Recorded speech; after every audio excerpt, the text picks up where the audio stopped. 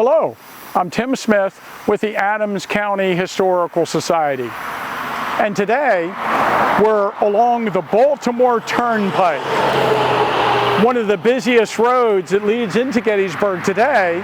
And of course, at the time of the Civil War, this was the main supply route for the Northern Army leading into Gettysburg. Now, we're at the site of the death of George Washington Sandoe. And a monument was placed here by the 21st Pennsylvania Cavalry to designate this site. So it's a couple interesting things about the monument. First of all, the 21st Pennsylvania Cavalry was not at the Battle of Gettysburg at all. And it's not unusual for units such as this to have monuments on the battlefield. There's this monument marking the site of Sandoe, and just a little way south of us, there's actually a regimental monument for that unit. A couple other units come to mind that have monuments on the battlefield, like the 84th Pennsylvania, for instance, that was guarding the Union wagon train in Westminster at the time of the battle, never came up to the battlefield, but has a monument, and actually flank markers near the Pennsylvania Monument.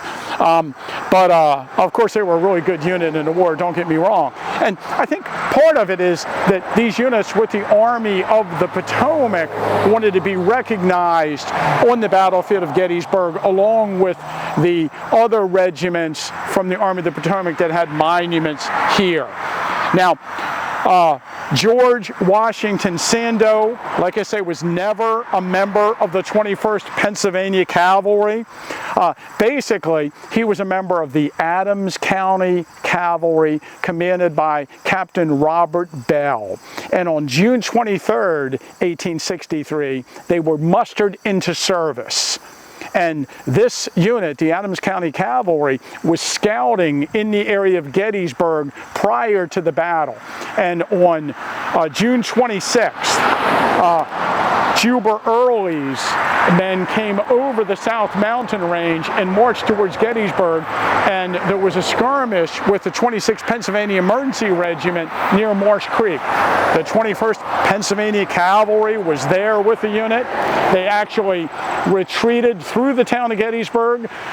They retreated out York Street, and when they got near the Hanover, when they got near Rock Creek on the York Pike, George Sandoe and a buddy left the unit. Captain Bell told the men to go home if they could, and they went through the woods and down along Rock Creek. And Elijah White's 35th Battalion of Virginia Cavalry came riding into the town, and some of their men rode down the Baltimore Pike. Squads of White's Comanches were sent in different directions. And as luck would have it, as Southern soldiers were coming down the Baltimore Pike, Sandoe and a comrade were coming out of this area and onto the Baltimore Pike.